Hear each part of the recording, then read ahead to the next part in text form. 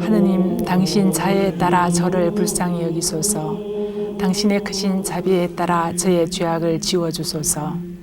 하느님, 깨끗한 마음을 제게 만들어주시고 굳건한 영을 제 안에 새롭게 하소서. 안녕하십니까? 오늘은 시편 51편에 대해서 묵상하도록 하겠습니다. 51편은 개인 타는 시편이며 그리스도교 전통에 따르면 참회 시편에 속합니다. 이 시편에는 고통에 대한 묘사가 전혀 없고 다른 사람에 대한 불평과 저주, 무죄 항변과 하느님에 대한 원망도 없습니다. 고통은 오직 죄를 범한 자아에게만 있습니다. 이 시편은 다른 개인 타는 시편에서 보기 드문 죄의 고백과 용서에 대한 간청과 영적 쇄신에 대한 요소가 두드러지게 나타나고 있습니다. 죄가 전제되어 있고 시인은 새롭게 되기를 간청하고 있습니다. 하느님, 당신 자애에 따라 저를 불쌍히 여기소서. 당신의 크신 자비에 따라 저의 죄악을 지워주소서. 3절입니다. 시인은 이미 자아를 넘어서서 하느님을 바라보고 있으며 놀라우신 하느님의 자애를 의지하고 있습니다. 죄를 고백한다라고 하는 것은 이미 의롭게 되는 과정입니다. 예수님께서도 성전에서 가슴을 치며 하느님, 저는 죄인입니다 라고 회개하는 죄인을 어렵다고 하셨습니다. 이 구절에는 하느님의 세 가지 속성이 나타나는데 자애와 은혜, 불쌍히 여기심과 자비입니다.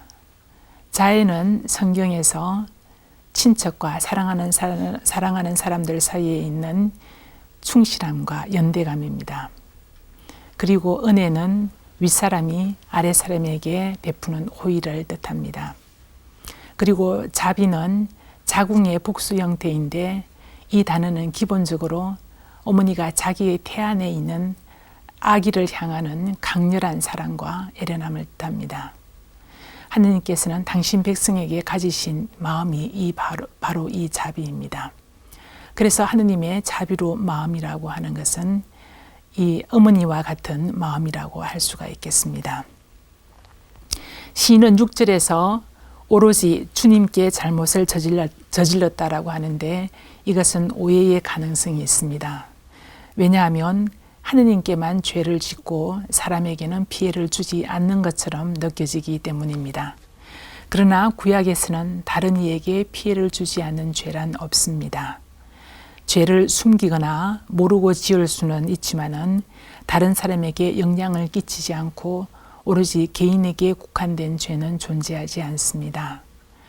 다윗이 바세바와 범죄한 후에 나탄 예언자에게 내가 주님께 죄를 지었소 라고 한 것은 바세바와 우리아에게 죄를 범하지 않았다라는 것이 아닙니다.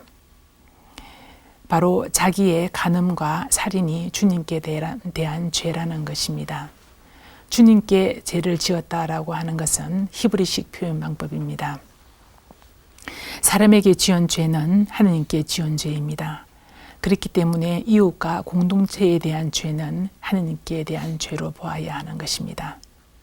사람의 인권을 짓밟는 것은 하느님을 짓밟는 것입니다. 이웃에게 잘못한 것은 하느님께 잘못한 것입니다. 하느님, 깨끗한 마음을 제게 만들어주시고 굳건한 영을 제 안에 새롭게 하소서. 12절입니다. 시인은 죄의 고백을 통해서 용서뿐만 아니라 새롭게 되기를 권고하고 있습니다. 이 구절은 에제키엘서 36장 24절에서 28절까지와 예레미야서 31장을 연상케 합니다. 에제키엘서 36장 24절에서 28절에는 새로운 마음과 새 영을 받은 결과 주님께서는 너희가 내가 세워준 규정을 따라 살 수 있다라고 합니다. 하느님은 당신 백성을 정화시키시어 새로운 영과 새 마음을 주시어 그들이 하느님의 율법을 지키고 살아갈 수 있다라고 약속을 합니다. 새로운 계약이라고 하는 것은 용서와 관련이 있습니다. 용서받은 우리를 새롭게 출발시킬 수 있는 분은 하느님이십니다. 만들다로 옮긴 히브리 말 바라는 오직 하느님께서 주어로 등장할 때 사용이 됩니다. 따라서 깨끗한 마음을 만들어 달라고 하는 시인은 하느님만이 오직 자기를 변화시킬 수 있다라고 믿습니다. 그래서 하느님께서 자기를 존재 밑바닥에서부터 변화시켜 주시기를 간청합니다. 새롭게 된다는 것은 죄와 관련해서 나오는 말입니다. 자신이 죄에 짓눌려 있을 때, 자신이 죄에 짓눌려 신음할 때 하느님께서 개입을 해주십니다. 시인은 깨끗한 마음과 깨끗한 영을 말하고 있습니다. 깨끗한 마음은 마음과 뜻이 하느님께 열려 있는 것입니다. 굳건한 영은 마음과 뜻이 하느님을 향해 굳게 정해진 상태입니다. 이것은 일관성 있게 실천해 나갈 수 있는 굳센 영을 말합니다. 이렇게 시편 51편은 회심을 통해서 의롭게 되고 거룩하게 되는 것을 가르치고 있습니다. 이 시편은 죄의 용서에 대한 간청으로 이루어져 있어서 그리스도인의 신앙생활에서 밑바닥에서부터 힘을 주는 시편입니다. 이 시편에서 독자는 짙은 어두움을 느끼고 동시에 하느님께서 주시는 찬란한 빛을 은총을 느낍니다. 시인은 자신의 인간적인 힘으로 할 수 없는 것을 하느님께서 해주시기를 청원합니다.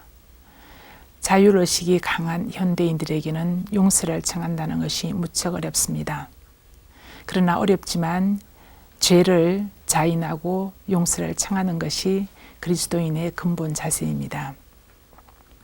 이 시편에서는 죄의 파괴적인 세력을 무서워함과 동시에 하느님의 자애에 대한 신뢰가 바탕에 있습니다.